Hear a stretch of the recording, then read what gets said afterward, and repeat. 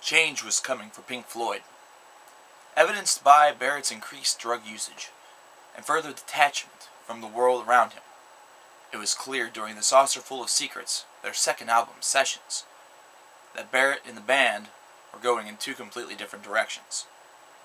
While the band was remaining focused on the music, Barrett was in another world, Syd's land, a place where nobody dared tread, because nobody else knew the address. During the sessions for Saucerful of Secrets, Syd Barrett became almost unapproachable. Somebody who was able to contribute but never really had a clear idea of where he was or what he was doing. He contributed the songs on the album, however wrote only one original, Jug Band Blues. During the middle of the sessions, David Gilmore was annexed into the band, meaning that now Pink Floyd was performing as a five-piece. And there are songs on this album in which all five members now were able to contribute. These are going to be the only compositions in which that occurs. Saucerful also showed Pink Floyd's ability to experiment with not only their instruments, with not only the music, but also with vocals. Not only did all five members of the band appear on this album, but all five members of the band also performed vocals on this album, including Nick Mason. This led to a very interesting idea, and a very interesting album that is modeled around change and modeled around a lot of experimentative bliss. Saucerful of Secrets might not have the same luster, the same painted image that their first album, Piper at the Gates of Dawn, was really able to envision.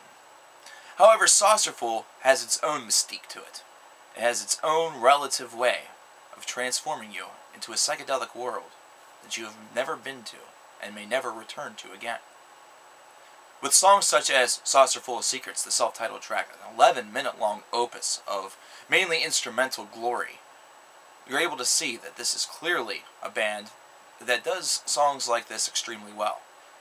These long compositions, these long affairs in which they're able to really just experiment around with different tones, with different variety, really show the band at its peak, showing the band really embracing the concept of what it's really intended to do. Really transforming psychedelic rock into something that is a vision of space, a vision of glory, a vision of absolute mystery. And the mystery was something that made this album, collectively, a very interesting release. Now there are songs on here that talk about issues such as war, which is the first time that Roger Waters ever penned and performed a song that was about the concept of war, but certainly not his last. This is evidenced in the album The Final Cut, as well as in other songs in their discography up until that point, up until his departure. However, Corporal Clegg is the first song to really have that. It's an interesting perception. Set Your Controls to the Heart of the Sun, on the other hand, is another crowd favorite. It's a crowd pleaser. It's one in which remained in their lives set furiously up until 1974, and it was also a song that experimented with very, very long combinations and versions of this track in order to kind of build its character and build its individualism and really make it a pleasing song in which many people didn't know where it was going to go during the live performances, even though the extended cuts were usually very similar in taste, however with some dissimilar tones and dissimilar passages. It's still a song that remains to be a very large favorite among Pink Floyd fans that enjoy the early material, and it is, by itself, a fantastic track as well.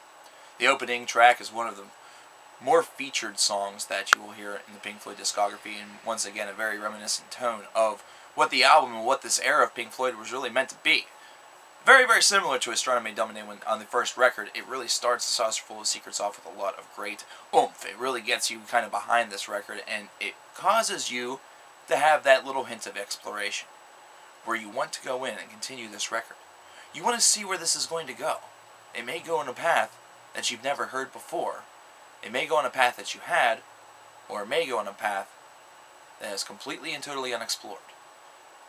A blazing trail. The only difference with this album is that Pink Floyd fans already had heard what Pink Floyd was capable of with Syd Barrett. The nonsensical psychedelia, the strange directions, everything was almost expected. The lone difference on here is that 5 members were composing these mammoth songs, these larger-than-life psychedelic tracks, as opposed to just one or two, where the contributions of the other members were there, however they were more minor. Instead, this is a collective 5-piece effort. It's very much highlighted by the fact that all 5 members not only have singing credits but also writing credits on most of these songs, showing it to be one of the most collective works in Pink Floyd's discography. And also, the interesting part about it is that it was one that was originally garnered to unfavorable reviews. However, whenever you listen to this album, you begin to realize that the psychedelic vision that Pink Floyd had really painted with their first album really exploded on into the Saucerful of Secrets sessions.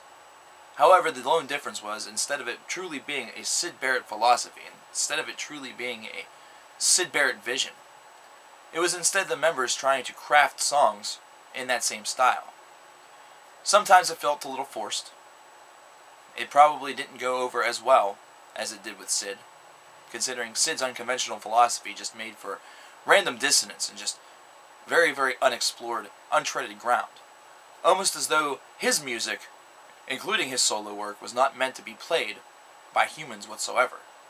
Instead, this was music that could best be represented on another plane of reality by another species of being, playing a completely different and completely unseen instrument or instruments. Saucerful will collectively and totally always go down as the album which everything exploded. Syd Barrett he didn't leave the band, he was forced out of the band late during the Saucerful of Secrets sessions, where basically the band was going to go to a show, they wondered if they were going to pick up Syd, and collectively decided not to. Syd would remain somewhat close to the band in a very distant variety for a short period of time afterward, but then would descend into his reclusive status and become an enigma even further.